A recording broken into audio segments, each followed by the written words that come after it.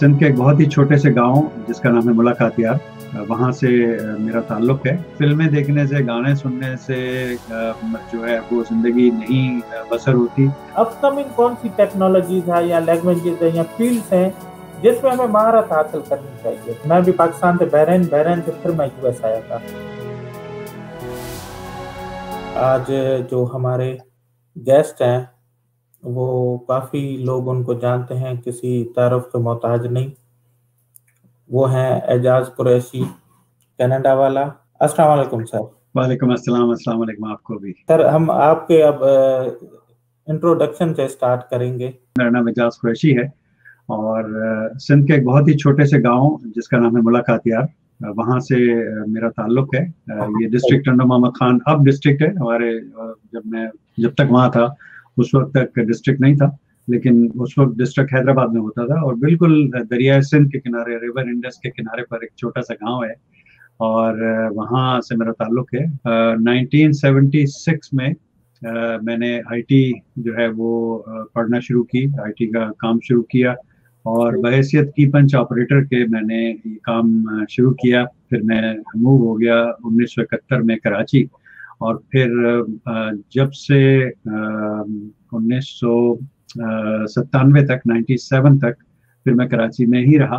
کراچی میں مختلف جگہوں پر رہا، اور پھر یہاں کینیڈا موو ہو گیا، اور جب سے اب تک یہیں پر ہوں۔ ماشاءاللہ ماشاءاللہ، یعنی کافی آپ نے جو بتایا، آپ نے تو اس دور کی باتیں بتائی۔ آپ تو اس دور میں آئی ٹی میں ہیں جب میں تو پیدا ہی نہیں ہوا تھا۔ جیسا کہ آپ نے بتایا کہ آپ ایک یعنی گاؤں سے تھے، پھر کراچی موو ہوئے، تو آئی ٹی کی طرف پھر کیسے یعنی ہوئے؟ جی بالکل، ایسا ہے کہ جب میں 71 میں کراچی موو ہو گیا 71 میں، تو اس کے بعد سے میں مختلف وہاں پر کام کرتا رہا، مختلف اداروں کے ساتھ۔ نان ٹیکنیکل کام تھے وہ سارے کے سارے، اور کہیں پہ ایکسٹرا انکم کے لیے میں نے ٹیوشنز بھی پڑھائے، مختلف کام کیے۔ لیکن پھر جب 75 میں جب کراچی میں کچھ کمپیوٹرز کے انسٹیٹیوٹ کھلنا شروع ہو گئے، 2 انسٹیٹیوٹ کھلے کراچی کے اندر۔ ایک تھا پیکپی PECPI جو نرسری پہ ہوتا تھا، اور آف شارع فیصل، اور ایک انسٹیٹیوٹ تھا الائیڈ کمپیوٹر ٹریننگ انسٹیٹیوٹ جو کہ رضویہ سوسائٹی ناظم آباد میں ہوتا تھا، گول مارکیٹ میں۔ تو میں نے پھر جب یہ دیکھا کہ تھوڑی سی ظاہر ہے کہ نو ہاؤ ہوتی ہے اخباروں کو دیکھنا، اس وقت جو ہے وہ ہم BBC کو بھی سنتے تھے، اور مختلف وائس آف امریکہ کو بھی سنتے تھے، تو یہ چیزیں ریڈیو پر ہم سنا کرتے تھے۔ تو اس میں ریسرچ آ رہی ہوتی تھی، اس میں چیزیں بتا رہے ہوتے تھے کہ جی کمپیوٹرز ہو رہے ہیں، اور یہ ہو رہا ہے اور ہو رہا ہے، اور کمپیوٹر سے یہ ہو جاتا ہے اور یوں ہو جاتا ہے۔ تو ایک انٹرسٹ ڈیولپ ہو گیا۔ تو اس وقت جو ہے ایک چیز اچھی لگی کہ یہ فیلڈ جو ہے آگے چل کر کے بہتر ہونے والی ہے، اس میں ترقی آدمی کر سکتا ہے۔ سب سے پہلا موقع مجھے ملا پاکستان سے باہر کام کرنے کا کویت میں۔ کویت میں میں گیا، اور اخبار جنگ پڑھتے تھے، ماشاءاللہ بہت مشہور نیوز پیپر ہے، تو اس میں ایک اشتہار اوورسیز پاکستانیز فاؤنڈیشن نے ایک اشتہار لگایا کہ ہمیں پروجیکٹ لیڈر کی ضرورت ہے کویت کے لیے۔ تو میں نے کہا یار یہ تو بڑی انٹرسٹنگ، اور جو انہوں نے ریکوائرمنٹس لکھی تھیں ظفر بھائی، ان ریکوائرمنٹس پہ میں پورا اتر رہا تھا، بلکہ ایکسیڈ کر رہا تھا۔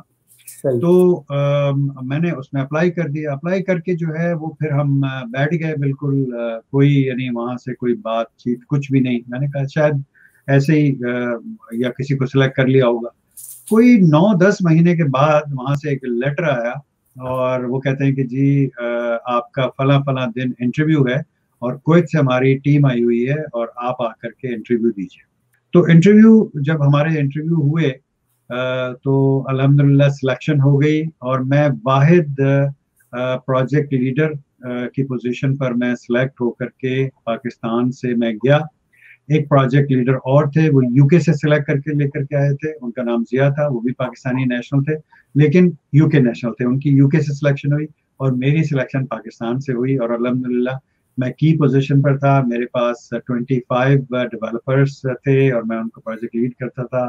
कंपनी ने मुझे शेवरले कैप्रिस क्लासिक गाड़ी उन्होंने मुझे दी हुई थी, फ्री पेट्रोल होता था, घर उन्होंने दिया हुआ था, आने जाने का टिकट मेरे लिए, फैमिली के लिए साल में 2 बार वो मिलता था हमें, और बहुत ज़बरदस्त। तो अल्हम्दुलिल्लाह वहाँ से सिलसिला शुरू हुआ, और उसके बाद में फिर पाकिस्तान वापस आ गए, फिर सिंगापुर चले गए, वहाँ जाकर के काम किया।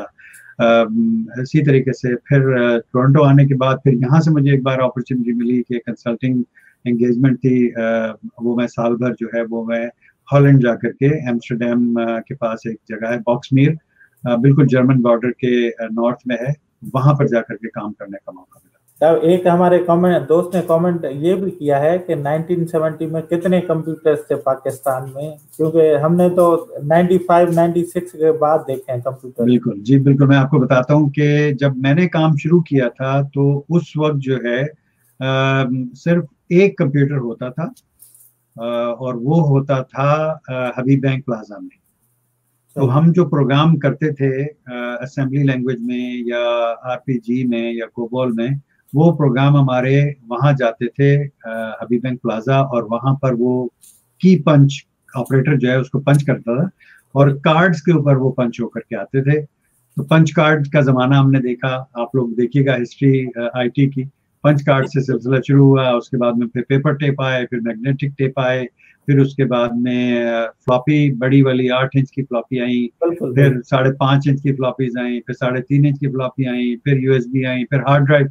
मुझे अभी भी याद है कि 40 मेगाबाइट टेराबाइट की बात नहीं कर रहा, आप तो पता नहीं कितनी कितनी टेराबाइट्स की जो है वो ड्राइव्स आती हैं, लेकिन वो इतनी बड़ी, जैसे टिश्यू का बॉक्स होता है इतना बड़ा, वो हमारी 40 मेगाबाइट की ड्राइव थी, और हम लोग जंप कर रहे थे कि क्या बात है जनाब, 40 मेगाबाइट की ड्राइव आ गई। अपकमिंग कौन सी टेक्नोलॉजीज है या लैंग्वेजेस है या फील्ड्स हैं जिसमें हमें महारत हासिल करनी चाहिए? जहाँ तक नई टेक्नोलॉजीज की बात है तो इस तरह के आजकल ब्लॉग्स हैं और टेक्नोलॉजी के मैगजीन्स हैं, उनको आप सब्सक्राइब करें, और बहुत सारे उनमें से फ्री हैं, कुछ पे थोड़े से पैसे लगते हैं, लेकिन बहुत ही नॉमिनल फी होती है उनकी सब्सक्रिप्शन की। लेकिन वहाँ पर नई टेक्नोलॉजी जब आती है तो उसकी अनाउंसमेंट उन मैगजीन्स में या उन ब्लॉग्स में आती है, वहाँ से उनको देखिए, और जो आपकी समझ में आता है वहाँ से उनको कीजिए। उनकी मेलिंग लिस्ट है, आप उनको सब्सक्राइब कीजिए, आपके पास एक नोटिफिकेशन आएगी, आप अपने टाइम पे अपनी पसंद की टेक्नोलॉजी को स्टडी करें, पढ़ें, देखें, और फिर उसको अडॉप्ट करने की कोशिश करें और उसकी ट्रेनिंग हासिल करें। तो ये चीज़ बड़ी आसान, आजकल इलेक्ट्रॉनिक डिजिटल वर्ल्ड में ये बड़ा आसान हो गया है। हमें इन न्यूज़ चैनल्स पे, जो टेक्नोलॉजी न्यूज़ चैनल्स हैं, उनको वॉच करना चाहिए, उनकी सब्सक्रिप्शन लें, वहाँ से देखें। बहुत सारी जगहों पर ऐसे शोज हो रहे होते हैं कि जहाँ पर नई टेक्नोलॉजी को इंट्रोड्यूस कर रहे होते हैं। जिस तरह के एक और शो होता है शार्क टैंक। शार्क टैंक एक इंटरनेशनल शो है, और उसमें नई जो इजादात लोग अपनी लेकर के आते हैं, वहाँ पे फंडिंग के लिए आते हैं। वहाँ पर 6 या 8 कितने इन्वेस्टर्स होते हैं, वो बैठे होते हैं, और वो आकर के अपना आइडिया पिच करते हैं। उनको 3 मिनट मिलते हैं, 3 मिनट में उन्होंने आइडिया पिच करना है, और फिर उन्होंने वहाँ से फंडिंग लेनी है। वो या तो एक्सेप्ट करते हैं या उसको रिजेक्ट कर देते हैं। तो इस तरह के शोज देखिए, अपनी नॉलेज को बढ़ाइए। फिल्में देखने से, गाने सुनने से जो है वो जिंदगी नहीं बसर होती।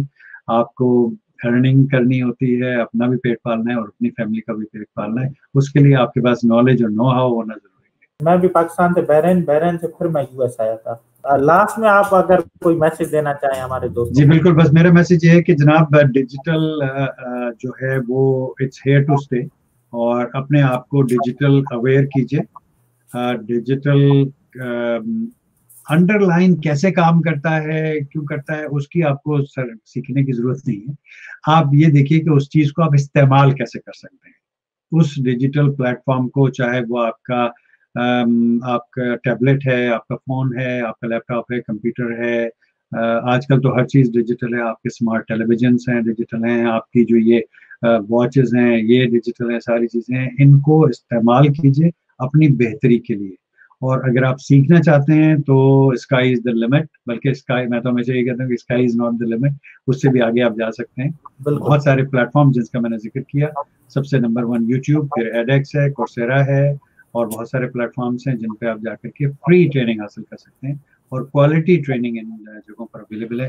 آپ کو جو بھی فیلڈ ڈیجیٹل کی انفارمیشن ٹیکنالوجی کی پسند ہے آپ وہ سلیکٹ کیجیے اور اس سے ریلیٹڈ ٹریننگ حاصل کیجیے, اور اس سے آپ خود بھی پراسپر ہوئیے اور اپنے خاندان کو اور اپنے بیوی بچوں کو بھی پراسپر کیجیے. اگر آپ کوئی بھی ٹریننگ بھی لینا چاہتے ہو تو ایک چھوٹے بیسک کورس سے لے کے پاکستان digi.pk ہے, digiskills.pk, وہاں سے لے کے ہارورڈ یونیورسٹی تک کے آپ فری کورسز کر سکتے ہو جو دنیا کی ٹاپ یونیورسٹیز ہیں. بالکل ایسے ہی, بالکل ایسے ہی. بالکل سیکھنے کی کوئی حد نہیں ہے, خود بھی سیکھے, اپنی فیملی کو سکھائیے, اپنے بچوں کو سکھائیے, سکھانا ساتھ کریں. چلیں بس اسی پہ ہی اپنے پروگرام کا اختتام کرتے ہیں, اور جہاں بھی رہیے خوش رہیے,